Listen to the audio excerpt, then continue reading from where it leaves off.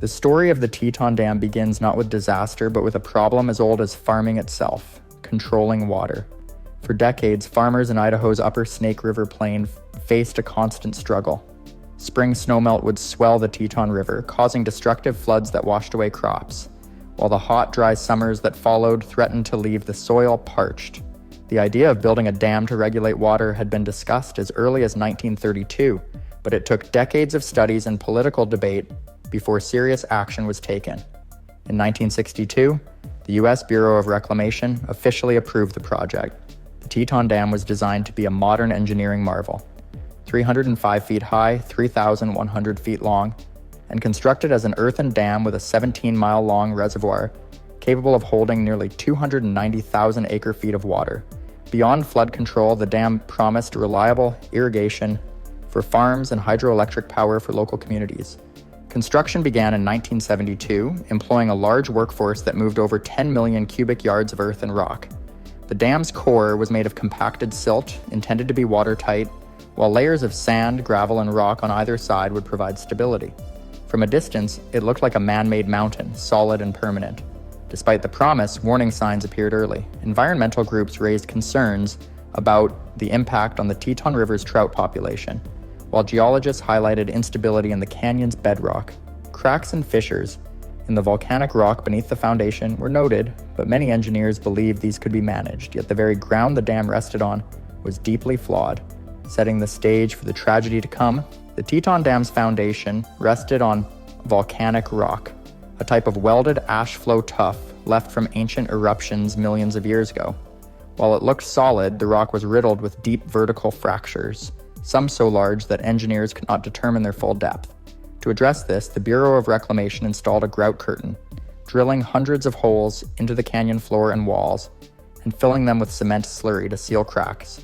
Yet the fractures were far more extensive than anticipated, and the grout could not completely fill them.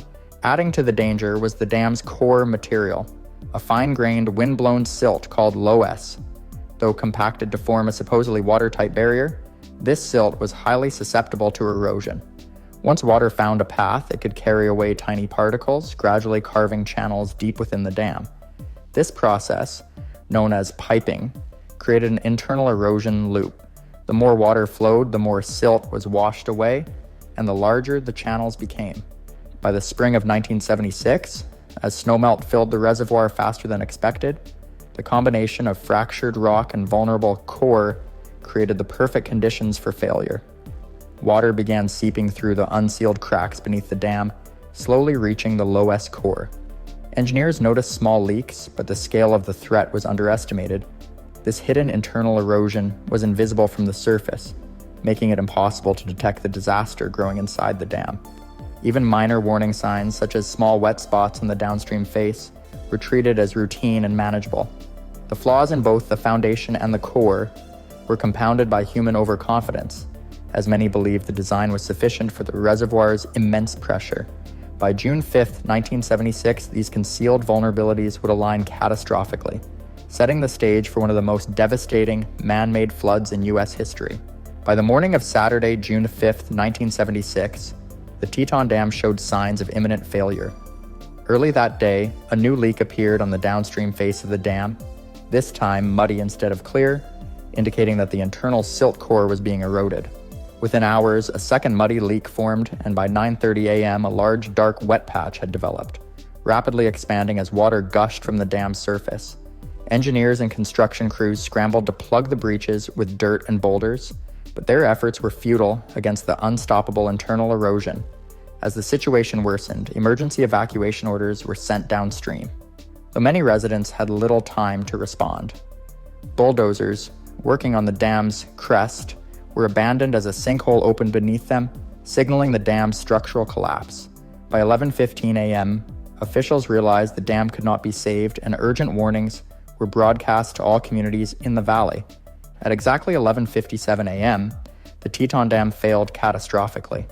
The wall of earth, 305 feet tall and holding 80 billion gallons of water, disintegrated, releasing a torrent of water traveling over 2 million cubic feet per second. The floods surged down the canyon at terrifying speed, reaching heights of 30 feet in some locations and picked up debris, trees, and livestock in its path. The valley below transformed into a churning, destructive river, obliterating everything in its course and leaving no time for those in its immediate path to escape. The sheer power of the unleashed water scoured the canyon walls to bare rock and tore through towns downstream. Wilford, Sugar City, and Rexburg faced the worst of the devastation, with homes, farms, and infrastructure completely destroyed.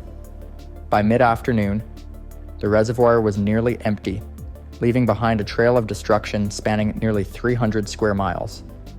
In total, 11 lives were lost, thousands of livestock perished, and tens of thousands of residents were left homeless as the Teton Dam flood etched itself permanently into the history of American natural disasters. In the hours and days following the Teton Dam collapse, the full scale of the disaster became horrifyingly clear.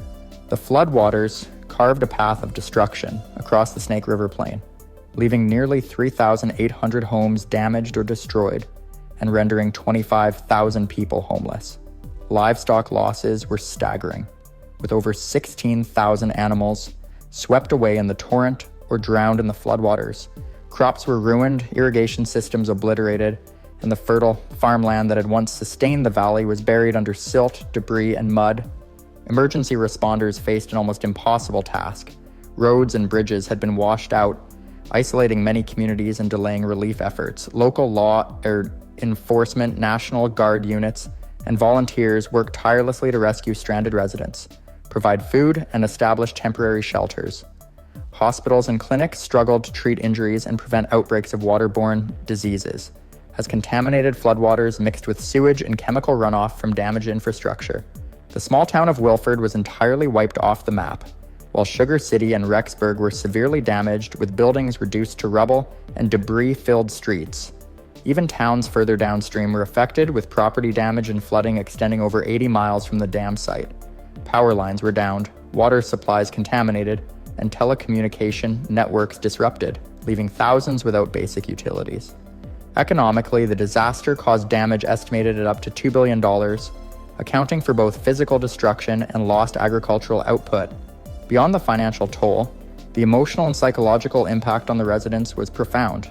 Families were torn apart, homes and livelihoods destroyed, and communities left to grieve the loss of friends, neighbors, and their way of life.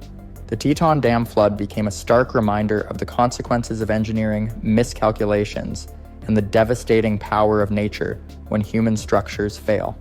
In the wake of the Teton Dam disaster, investigators moved quickly to determine exactly why the structure had failed. An independent panel concluded that the collapse was caused by internal erosion, a process known as piping, in which water seeped through the dam's core, carrying away fine soil particles and progressively weakening the structure from within. The fractured volcanic rock beneath the dam had also contributed, as grout injections were unable to seal the foundation completely, allowing water to exploit cracks and fissures. The Bureau of Reclamation faced intense scrutiny for ignoring warnings from geologists and engineers about the site's unstable ground. Construction records showed that some precautions had been inadequately implemented, and risk assessments underestimated the potential danger of the lowest core eroding underwater pressure. The report prompted major reforms in dam safety practices nationwide, emphasizing thorough geological surveys, continuous monitoring, and the importance of redundancy in safety systems. The Teton Dam was never rebuilt. Today, the remnants of the structure remain a silent monument to the disaster, a reminder of both human fallibility and the tremendous forces of nature. The flood led directly to the creation of the Bureau of Reclamation's Dam Safety Program, which introduced stricter regulations for design, construction, and maintenance of all federal dams. These changes helped prevent similar tragedies and established a model followed worldwide for managing dam safety and risks. The environmental effects were long-lasting. Floodwaters scoured riverbanks, stripped soil from farmland, and deposited layers of debris that took years to remove. The Teton River ecosystem was disrupted, and habitats for fish and wildlife were devastated. Residents who survived faced the daunting task of rebuilding their communities and coping with the trauma of lost loved ones and destroyed homes. Ultimately, the Teton Dam disaster left a permanent imprint on Idaho and the engineering community. 11 people lost their lives, thousands were displaced, and billions of dollars in property and infrastructure were destroyed. Yet from this tragedy came critical lessons about geology, engineering, and human responsibility. The flood remains a cautionary tale of the risks of underestimating nature and the importance of vigilance, planning, and respect for the immense power of water.